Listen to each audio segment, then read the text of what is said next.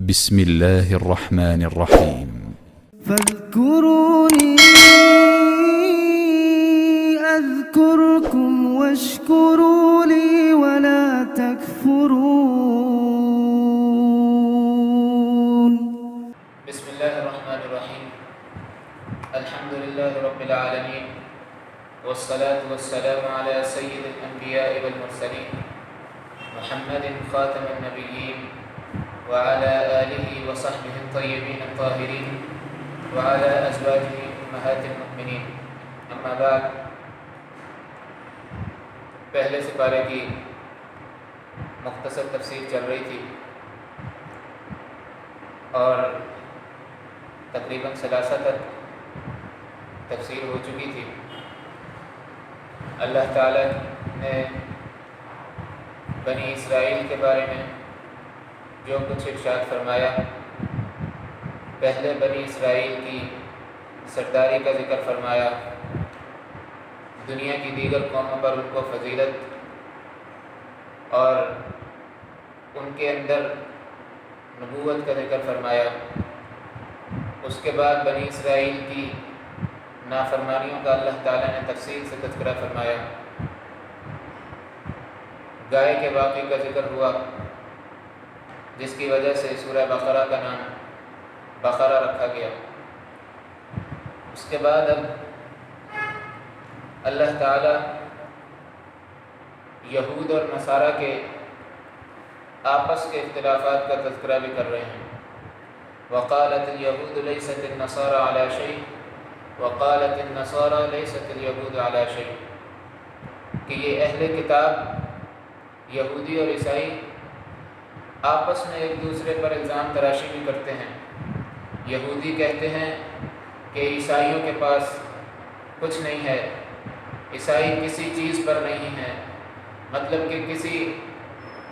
حق کے تابع نہیں ہے، کوئی حق ان کے پاس نہیں ہے. اور عیسائی کہتے ہیں کہ یہودیوں کے پاس کوئی حق نہیں آیا، اصل حق تو ہمارے پاس ہے. وَهُمْ يَتْلُونَ الْكِتَابَ، حالانکہ وہ کتاب کو پڑھتے ہیں، یعنی یہودی اپنی تورات کو پڑھتے ہیں، عیسائی انجیل کو پڑھتے ہیں. اس کے اندر نبی اکرم صلی اللہ علیہ وآلہ وسلم کا تذکرہ بھی پاتے ہیں، آخری نبی کا ذکر بھی پاتے ہیں، اس کی نشانیاں بھی اس کے اندر ان کو ملتی ہیں. لیکن اس کے باوجود وہ نبی اکرم صلی اللہ علیہ وآلہ وسلم پر ایمان نہیں لاتے. صرف بغض اور تعصب کی بنا پر یہودی نبی اکرم صلی اللہ علیہ وآلہ وسلم پر ایمان نہیں لے کر آئے کہ یہ ہمارے قبیلے میں سے کیوں نہیں آیا، بنی اسرائیل میں سے کیوں نبی نہیں آیا، بنو اسماعیل میں سے کیوں آ گیا. صرف اس تعصب اور بغض کی بنیاد پر یہودی ایمان نہیں لے کر آئے. كذلك قال الذين لا يعلمون مثل قولهم فالله يحكم بينهم يوم القيامة فيما كانوا فيه يختلفون. یہاں پر اللہ تعالی اختلاف کا طریقہ کار بیان کر رہے ہیں، ایک اصول بیان کر رہے ہیں کہ کسی بھی چیز میں اگر اختلاف ہو جائے تو جو اہل علم ہوتے ہیں وہ کس طرح اختلاف کرتے ہیں. كذلك قال الذين لا يعلمون مثل قولهم، یہودیوں اور عیسائیوں کی طرح وہ فقط ایک دوسرے پر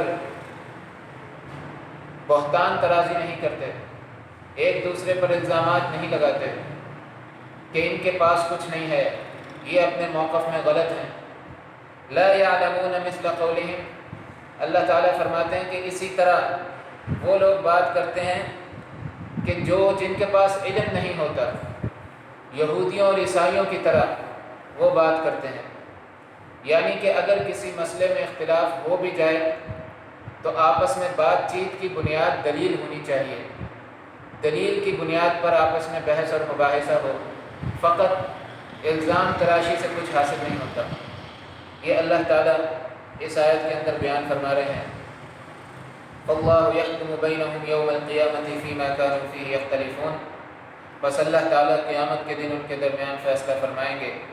جن چیزوں کے بارے میں وہ آپس میں اختلاف کرتے تھے۔ وَمَنْ أَظْلَمُ مِمَّنْ مَنَعَ مَسَاجِدَ اللَّهِ أَنْ يُذْكَرَ فِيهَا اسْمُهُ وَسَعَى فِي خَرَابِهَا۔ اور پھر مشرکین کے طرز عمل کا اللہ تعالیٰ ذکر کر رہے ہیں کہ جنہوں نے نبی اکرم صلی اللہ علیہ وآلہ وسلم کو بیت اللہ میں نماز پڑھنے سے روک دیا تھا۔ اللہ تعالیٰ فرما رہے ہیں کہ ایسے لوگوں سے ظالم اور کون ہو سکتا ہے کہ جو اللہ کی مساجد سے لوگوں کو روکتا ہے۔ ان یذکر فیہا اسمہ،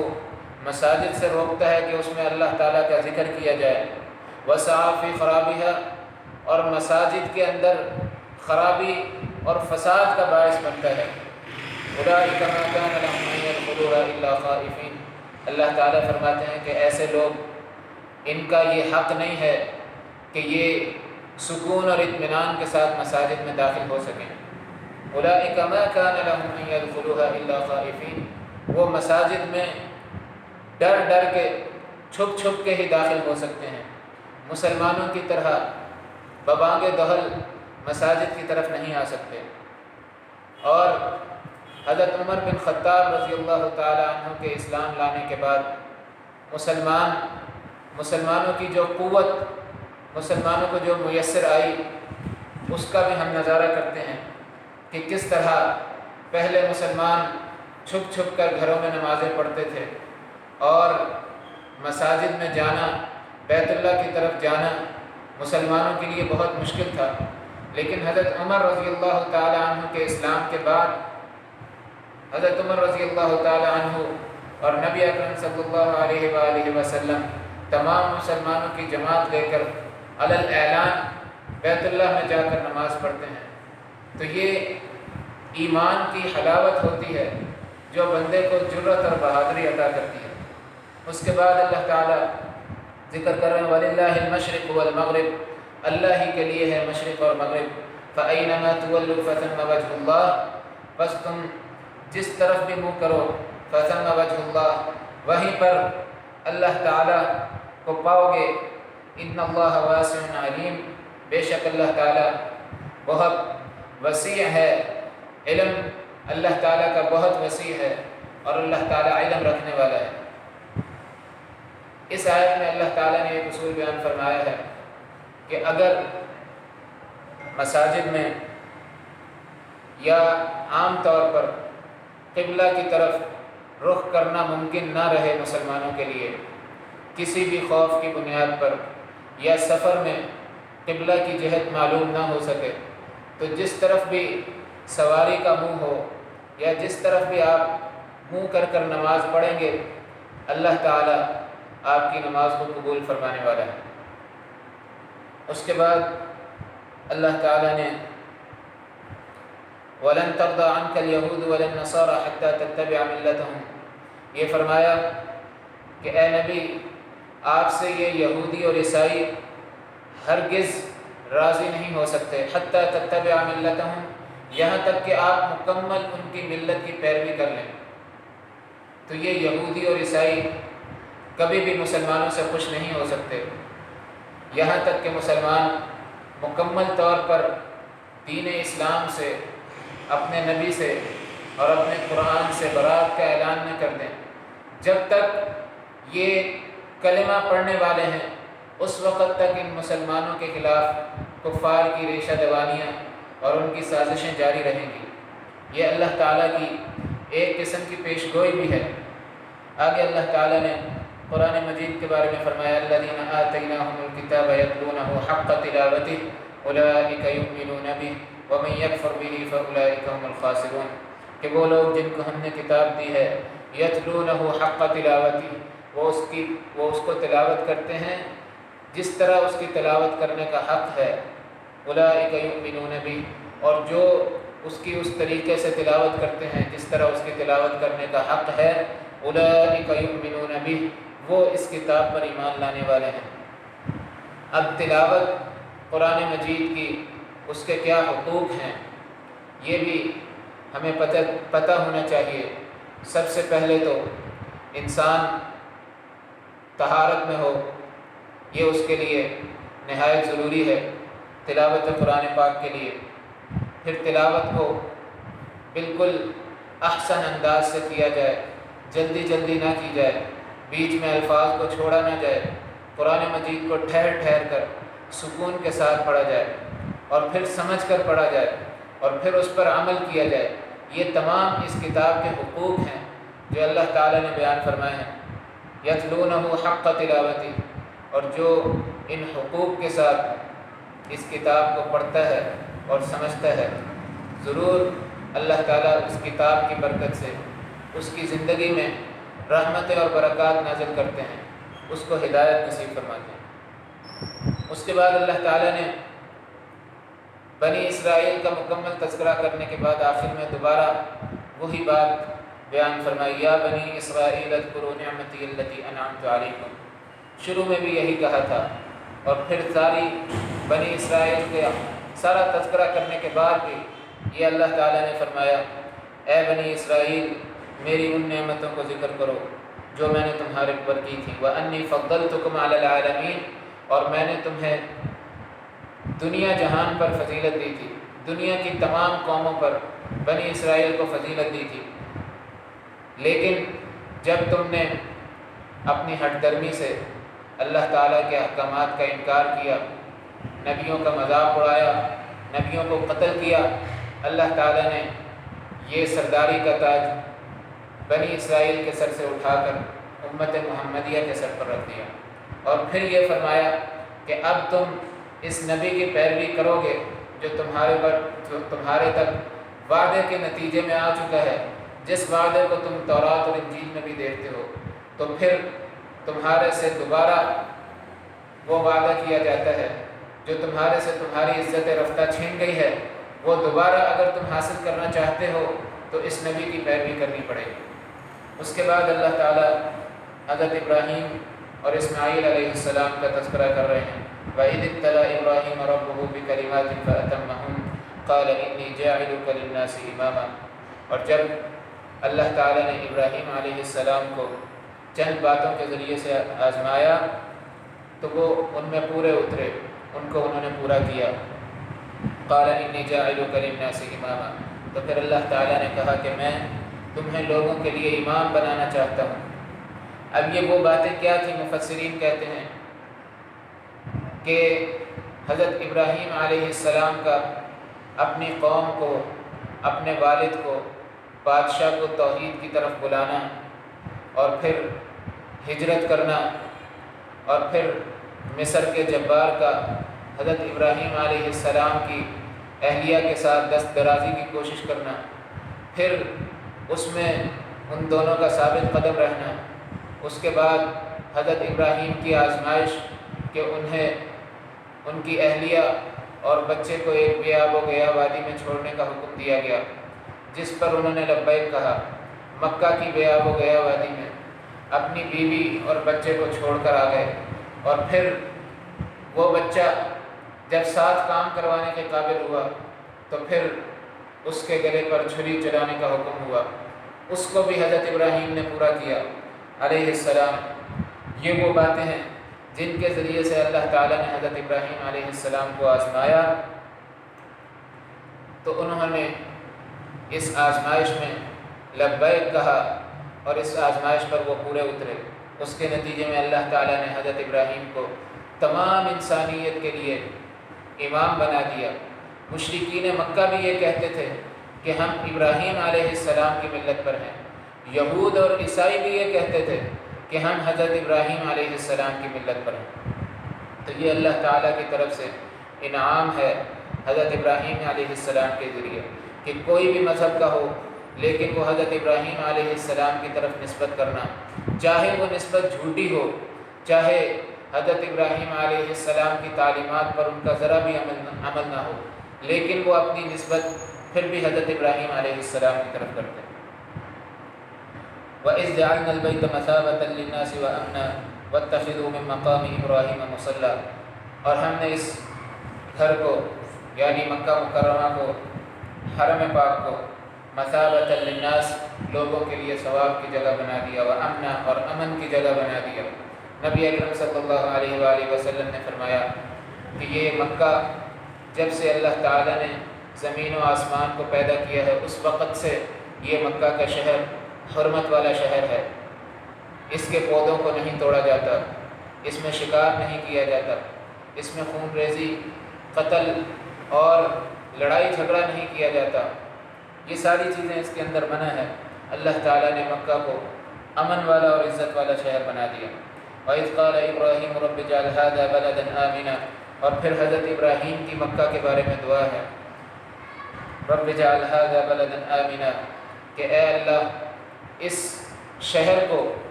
امن والے شہر بنا دے، وارزق اہلہ من الثمرات، اور اس کے رہنے والوں کو پھلوں سے رزق عطا کر۔ مکہ کی وادی اور اس کے ارد گرد کی وادی کو آپ دیکھیں، بالکل چٹیل میدان ہے، لیکن ساری دنیا کے پھل مکہ والوں کو میسر آتے ہیں۔ یہ حضرت ابراہیم علیہ السلام کی دعا تھی کہ وہاں پر پھل تو نہیں اگتے چند پھلوں کے علاوہ،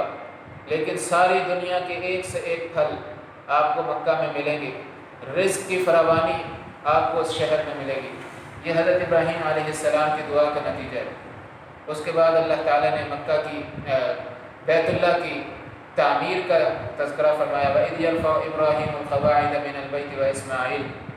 کہ جب ابراہیم اور اسماعیل بیت اللہ کی بنیاد اٹھا رہے تھے تو ساتھ میں دعا کیا کر رہے تھے، ربنا تقبل منا انک انت السمیع العلیم، اے ہمارے رب ہم سے یہ عمل قبول فرما لے، انک انت السمیع العلیم، بے شک تو بہترین سننے والا ہے اور تیرا علم بھی بہترین ہے۔ یہ اس آیت کے اندر یہ سبق دیا جا رہا ہے کہ انسان کوئی بھی بڑا سے بڑا عمل کر لے، لیکن عاجزی اور انکساری اس کے اندر موجود رہنی چاہیے۔ بیت اللہ کی تعمیر سے بڑا اور کیا عمل ہو سکتا ہے؟ اللہ تعالیٰ کے حکم پر اللہ تعالیٰ کے گھر کی تعمیر، لیکن اس کے باوجود دعا کیا فرما رہے ہیں، ربنا تقبل منا انک انت السمیع العلیم۔ آگے فرمایا ربنا وجعلنا مسلمین لک ومن ذریتنا امة مسلمة لک وارنا مناسکنا وتب علینا انک انت التواب الرحیم، اے ہمارے رب ہمیں اپنے لیے مسلمان بنا لے اور ہماری اولادوں کو بھی۔ یہ ابراہیم علیہ السلام کی دعا تھی جس کو اللہ تعالیٰ نے پورا کیا۔ ربنا وابعث فیہم رسولا منہم یتلو علیہم آیاتک ویعلمہم الکتاب والحکمہ ویزکیہم، اور پھر نبی اکرم صلی اللہ علیہ وآلہ وسلم کے بارے میں دعا فرمائی کہ یا اللہ اس قوم کے اندر، میری اولاد کے اندر میرے بعد ایک ایسے نبی کا ظہور ہو، یتلو علیہم آیاتک، جو ان کو تیری آیات پڑھ کر سنائے، ویعلمہم الکتاب والحکمہ، ان کو کتاب و حکمت کا علم دے، ویزکیہم، ان کو پاک کرے، انک انت العزیز الحکیم، بے شک تو غالب ہے، حکمت والا ہے۔ نبی اکرم صلی اللہ علیہ وآلہ وسلم فرماتے ہیں انا دعوت ابی ابراہیم، کہ میں اپنے باپ ابراہیم علیہ السلام کی دعا کا نتیجہ ہوں، اور عیسیٰ علیہ السلام، عیسیٰ بن مریم کی بشارت ہوں۔ عیسیٰ بن مریم نے اپنی قوم کو بشارت دی تھی کہ ایک نبی آئے گا جو تمہیں سیدھے راستے کی طرف بلائے گا، اور حضرت ابراہیم علیہ السلام نے اللہ تعالیٰ سے دعا کی تھی کہ یا اللہ یہ نبوت کا سلسلہ میرے بعد بھی جاری رکھنا، اور اس میری اولاد کے اندر، میری ذریت کے اندر ان کو راہ ہدایت کی طرف بلانے والے نبی کا ظہور فرمانا۔ اور پھر حضرت ابراہیم علیہ السلام کی وفات کے برسوں بعد، ہزاروں سال کے بعد، نبی اکرم صلی اللہ علیہ وآلہ وسلم کی بعثت ہوئی۔ وَمَن يَرْغَبُ عَن مِّلَّةِ إِبْرَاهِيمَ إِلَّا مَن سَفِهَ نَفْسَهُ وَلَقَدِ اصْطَفَيْنَاهُ فِي الدُّنْيَا وَإِنَّهُ فِي الْآخِرَةِ لَمِنَ الصَّالِحِينَ۔ اور اس نبی اکرم صلی اللہ علیہ وآلہ وسلم کی بعثت سے اور ابراہیم علیہ السلام کی دعا سے یہ بھی پتہ لگتا ہے کہ کئی دفعہ دعا فوراً قبول نہیں ہوتی، برسوں بعد قبول ہوتی ہے، لیکن وہ قبول ضرور ہوتی ہے۔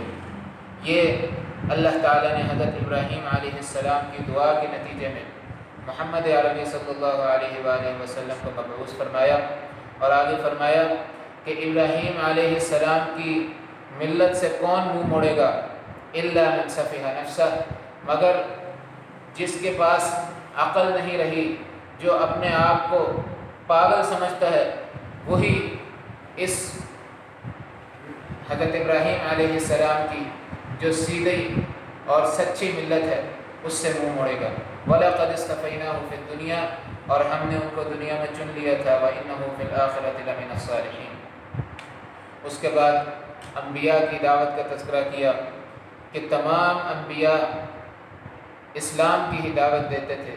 توحید کی ہی دعوت دیتے تھے۔ وَوَصَّى بِهَا إِبْرَاهِيمُ بَنِيهِ وَيَعْقُوبُ يَا بَنِيَّ إِنَّ اللَّهَ اصْطَفَى لَكُمُ الدِّينَ فَلَا تَمُوتُنَّ إِلَّا وَأَنْتُمْ مُسْلِمُونَ۔ اور پھر حضرت یعقوب علیہ السلام کی موت کا تذکرہ کیا کہ جب موت قریب ہوئی تو انہوں نے اپنی اولاد کو بلا کر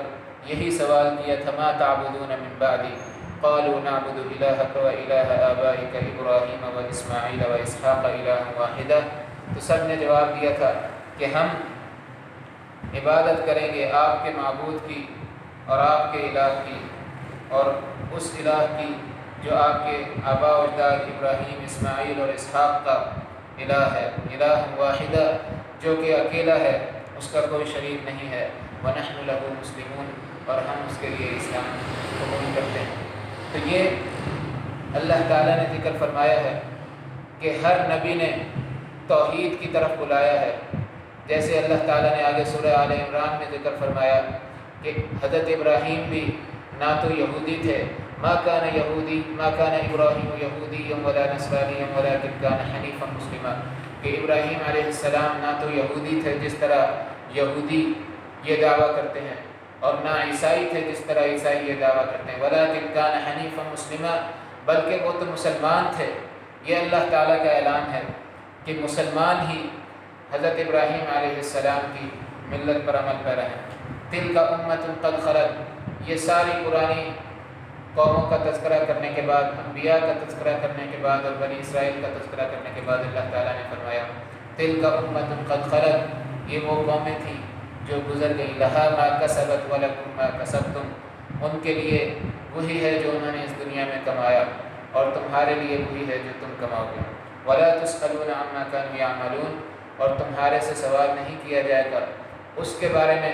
جو وہ پچھلی قومیں کیا کرتی تھیں۔ اس کے بعد اللہ تعالیٰ نے فرمایا صبغۃ اللہ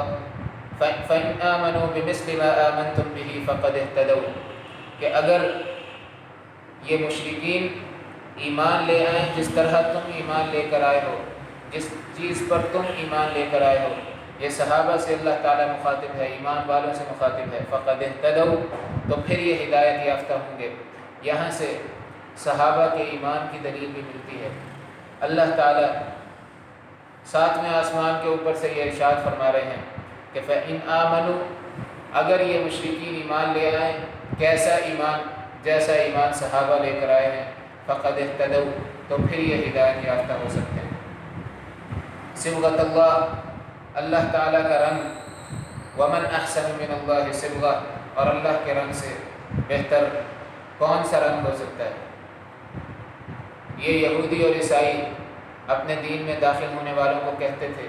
کہ یہ اب ہمارے رنگ میں رنگ گئے ہیں۔ عیسائیوں نے تو ایک رنگ، زرد رنگ کا ایجاد کیا اور اس کے ذریعے سے اس شخص کو نہلاتے تھے جو عیسائیت قبول کرتا تھا۔ اللہ تعالیٰ نے کہا کہ یہ تمہارے سارے اپنی بنائی ہوئی باتیں ہیں، زرد رنگ کے سے نہانے سے نہ کوئی پاک ہوتا ہے، نہ کوئی عیسائیت میں داخل ہوتا ہے، اور نہ ہی اللہ کا مقرب بنتا ہے۔ صبغۃ اللہ، اللہ کا رنگ اختیار کرو، اور اللہ کا رنگ کیا ہے؟ وہ دین اسلام ہے۔ وَمَنْ أَحْسَنُ مِنَ اللَّهِ صِبْغَةً، اور اللہ کے رنگ سے بہتر کس کا رنگ ہو سکتا ہے؟ وَنَحْنُ لَهُ عَابِدُونَ قُلْ أَتُحَاجُّونَنَا فِي اللَّهِ وَهُوَ رَبُّنَا وَرَبُّكُمْ، اللہ تعالیٰ فرما رہے ہیں کہ آپ ان سے کہہ دیجئے کہ تم اللہ کے بارے میں مجھ سے جھگڑا کر رہے ہو، حالانکہ وہ میرا بھی رب ہے،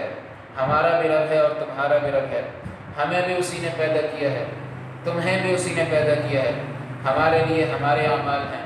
تمہارے لیے تمہارے اعمال ہیں، ہم اس کے دین کے لیے اپنے آپ کو خالص کرتے ہیں، اور قیامت کے دن